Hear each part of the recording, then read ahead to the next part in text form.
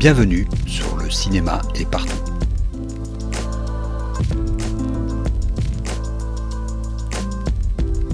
Un podcast sur l'industrie du cinéma et ses évolutions.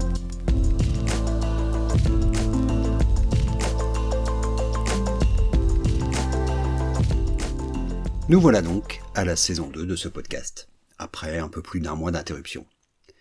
Et beaucoup de choses se sont passées lors de ce mois.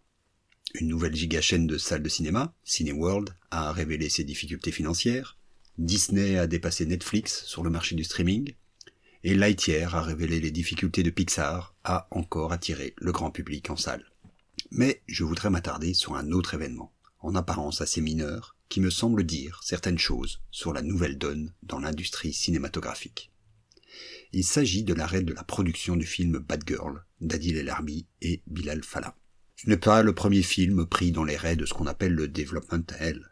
On pourrait citer le Superman de Tim Burton, le Napoléon de Kubrick ou The Day the Clown Cried de Jerry Lewis, parmi les plus célèbres. Sauf que la particularité de l'annulation de Bad Girl, c'est que le film n'était pas dans un Development Hell. Le tournage était terminé, la grande part des 90 millions de dollars de budget dépensés. Alors, que s'est-il passé ? D'après les rumeurs, les premières sneak previews ont renvoyé un taux d'appréciation très bas du public pour le film. Mais ce n'est pas le seul film dans ce cas. Black Adam, du même studio, de la même licence DC, a lui aussi eu de mauvais retours. Et il sortira pourtant bientôt. La véritable cause vient de beaucoup plus loin. Elle vient de la fusion de Warner avec Discovery, avec en conséquence l'entrée du nouveau conglomérat dans une stratégie centrée sur les services de streaming.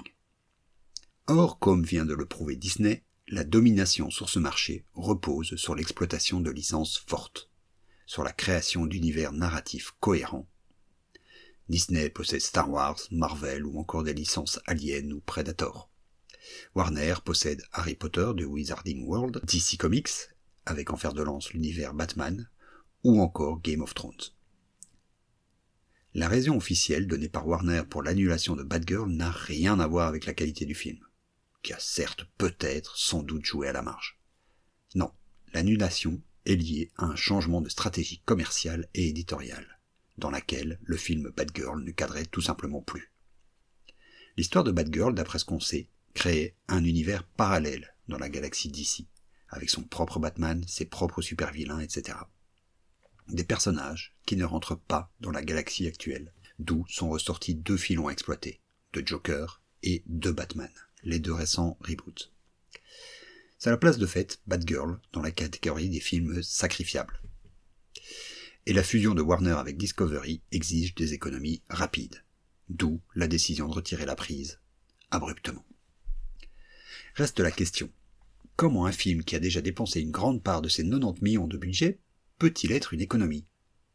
Pour cela, il faut se tourner vers l'aspect financier. Un film non fini est considéré comme une perte sèche dans un bilan financier. Il donne donc droit à d'importantes ristournes d'impôts, puisqu'ils deviennent des dépenses de recherche et développement. Ce n'en fait donc pas une économie au sens strict, mais au pire, les pertes occasionnées sont moins importantes que si le film était terminé et devait en conséquence être exploité, avec la haute probabilité d'un flop qui, en plus de faire perdre de l'argent au studio, écornerait l'image de l'univers DC sur lequel Warner compte dans sa stratégie future. Voilà donc la particularité du cas Bad Girl. Il s'agit peut-être du premier film sacrifié sur l'autel de la licence. Il révèle une chose. Le film, ou la série, n'est plus l'unité de base sur laquelle les studios comptent leurs profits. C'est la licence. Créer un film moyen n'est pas tellement un problème, pour autant qu'il continue à développer la licence. Un film en soi n'est plus qu'une dépense marginale dans une structure qui doit porter les bénéfices des studios sur des années, voire des dizaines d'années. Et qui doit aussi apporter ses moyens de diversification. Jeux vidéo, attractions de parc à thème, merchandising. Qu'est-ce que ça veut dire pour l'industrie du cinéma ? Peu et beaucoup à la fois. Peu parce que ça concerne finalement qu'une partie de l'industrie. Certes la plus lucrative, mais une partie quand même. Mais beaucoup parce que ce mouvement est en fait l'aboutissement d'un changement de génération. De la reprise en main totale des studios. de la fermeture de la période Nouvelle Hollywood, en quelque sorte. Parce que ce qui frappe, c'est qu'il n'y a au fond aucune réelle levée de bouclier. Les auteurs ne semblent même pas essayer de se battre pour défendre leur film. Le cast est déjà presque assuré d'apparaître dans d'autres films de l'univers d'ici. Ce qui ne veut pas dire que le film ne réapparaîtra pas peut-être un jour, mais seulement comme opportunité de marketing.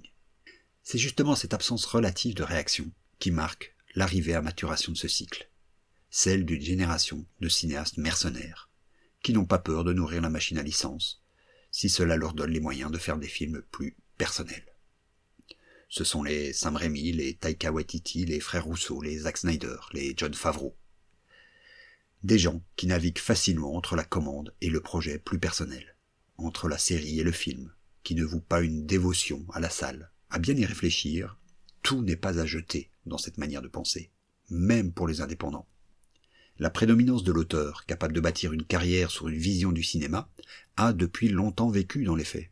Seule une poignée de cinéastes réussissent encore à garder ce privilège.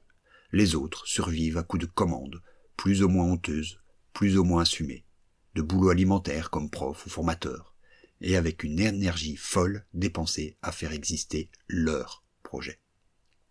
Fondamentalement, quitte à avoir un boulot alimentaire, autant que ce soit dans le métier qu'on s'est choisi, non ?